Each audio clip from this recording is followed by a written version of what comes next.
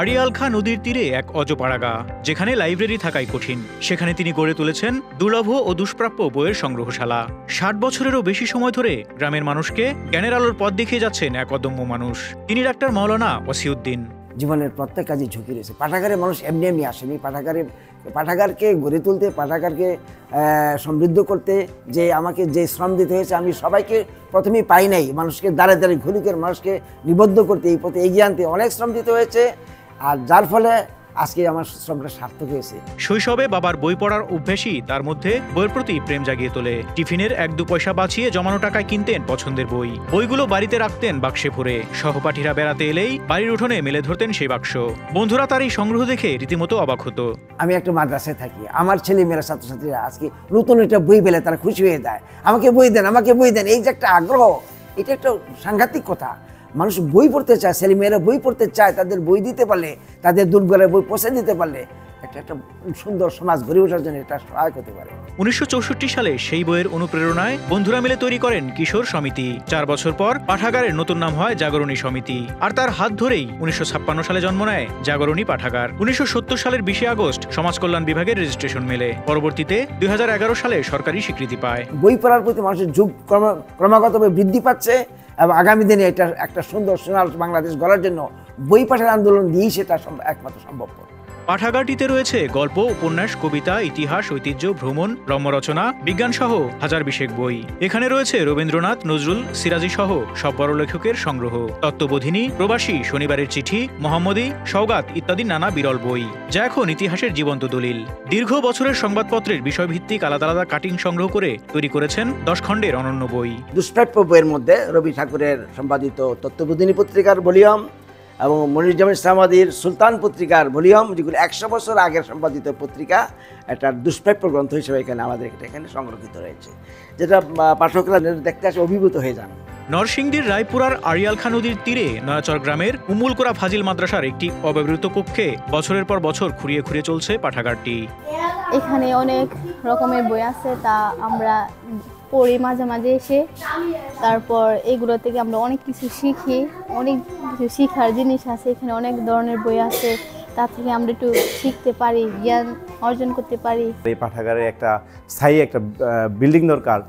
এখন উমুলকোরা মাদ্রাসার এটার অবস্থান বর্তমানে আছে, তো এই অস্থায়ীভাবে আমরা চাই এটার একটা জাগরণী পাঠাগারে একটা বিল্ডিং হোক, একটা ভবন হোক। এই ভবনে মানুষ এসে পড়াশোনা করবে, এর আলো ছড়িয়ে পড়বে, এটাই আমরা প্রত্যাশা করি। ১৯৪৬ সালে জন্ম নেওয়া ওয়াসিউদ্দিন আহমদ শিক্ষক পরিবারের সন্তান। কওমি দাওরায়ে হাদিস পাশ, এরপর নরসিংদী কলেজ থেকে বিএ করেছেন। সাংবাদিকতা, লিখেছেন অসংখ্য বই। আর পেশায় তিনি হোমিওপ্যাথি চিকিৎসক। মানুষের সেবা আর বইয়ের সেবা দুটো করেই গেছেন জীবনভর। আজ থেকে ২০-৩০ বছর আগে যে অনেকগুলি বই আছে যেগুলি আমরা মার্কেটে পেতাম না এবং মার্কেট থেকে কিনতেও পারতাম না, ওই সকল বইগুলি আমরা এই পাঠাগার, জাগরণী পাঠাগারের মাধ্যমে আমরা পেয়েছি এবং আমরা সেইগুলি বই পড়ে উপকৃত হয়েছি। দরিদ্র গ্রাম, কম সুযোগ সুবিধা সত্ত্বেও তার সংগ্রহ আর মমতা পাঠাগারটিকে বানিয়ে তুলেছে অজপাড়া গায়ের আলোকবর্তিকা। উনি পাঠাগার করছে অনেক দিক থেকে পাঠাগার ওনারা এখানে আছে, ছেলেরা এখানে আসে, বই পুস্তক পাঠ করে। তারপরে ওনার পাঠাগার দিয়ে অনেক ছেলেমেয়েরা উপকৃত হয় এবং ওনার পাঠাগার দিয়ে অনেক পত্রপত্রিকা বাইর হয়। পাঠাগারটা হলো আমাদের গ্রামের উন্নয়নের জন্য।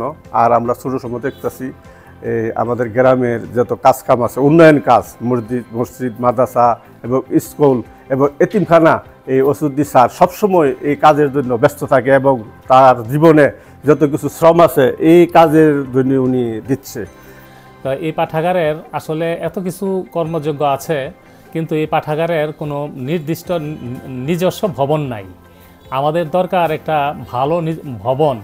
সরকার যদি এই পাঠাগারকে একটা ভবন দিত, তাহলে আরও ব্যাপকভাবে স্কুল কলেজকে সম্পৃক্ত করে আরো ব্যাপক কাজ করা সম্ভব হতো। অদম্য মানুষের অসাধারণ সংগ্রহশালা দেখে মুগ্ধ হন দূর দূরান্ত থেকে আসা পাঠক দর্শনার্থীরা। এ পর্যন্ত এসেছেন বহু জ্ঞানী গুণীও।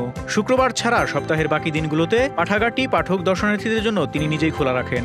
অতৃপ্ত স্বপ্ন পূরণে প্রয়োজন নিজস্ব ঘরে সংগ্রহগুলোর সংরক্ষণ। আজকে পাঠাগার হয়েছে, অনেক কিছু হয়েছে, কিন্তু পাঠাগারে একটা আক্ষেপ আমার রয়েছে জীবনে। পাঠাগারে নিজস্ব কোনো ভবন নেই, নিজস্ব কোনো ঘর না থাকাতে এটাকে আমরা সাজিয়ে তুলতে পারছি না। যদি আজকে একটা ভালো ঘর আমরা দিতে পারতাম, তাহলে দলে দলে লোকেরা, যুবকেরা এবং বিভিন্ন শ্রেণী পেশার লোকেরা এখানে এসে তাদের বই পাঠের যে তৃষ্ণা নিবারণ করতে পারতো। এই পাঠাগারের ক্ষেত্রে আমার অভাব একটা ভালো ভবন আজকে আমার সবচেয়ে দরকার। সদস্য সরকার এবং জনগণের কাছে এই প্রত্যাশা রাখছে। আলোকিত মানুষের অতৃপ্ত লালিত স্বপ্নগুলো বেঁচে থাকলে আলোর পথ দেখাবে আগামী প্রজন্মকে, এমনটাই প্রত্যাশা সকলের। হাজার হাজার বই সংগ্রহ করে মানুষের জন্য অকাতরে তিনি দিয়ে যাচ্ছেন বিনা পারিশ্রমিকে। আমাদের মাদ্রাসায় পাঠাগার হওয়ার কারণে আমরা অনেক উপকৃত হয়েছি, আমাদের ছাত্রছাত্রী শিক্ষক সবাই উপকৃত হয়েছে। এই পাঠাগারের থেকে জ্ঞান অর্জন করে আমরা আলোকিত হয়েছি। উনি যাতে ওনার এই কার্যক্রমটা ওনার শেষ জীবন পর্যন্ত উনি যেহেতু এর সাথে লেগে আছেন, এটা একটা সুন্দর পরিসমাপ্তি ঘটুক এবং এটাকে উনি যাতে এগিয়ে নিয়ে যেতে পারে। একটা আলাদা একটা ভবন ওনাকে যদি সরকারি খরচের মাধ্যমে করে দেওয়া সম্ভব হয়, কারণ এটা হবে আমি মনে করি জনগণের জন্য। ফারুক শিমুল, ঢাকা এক্সপ্রেস।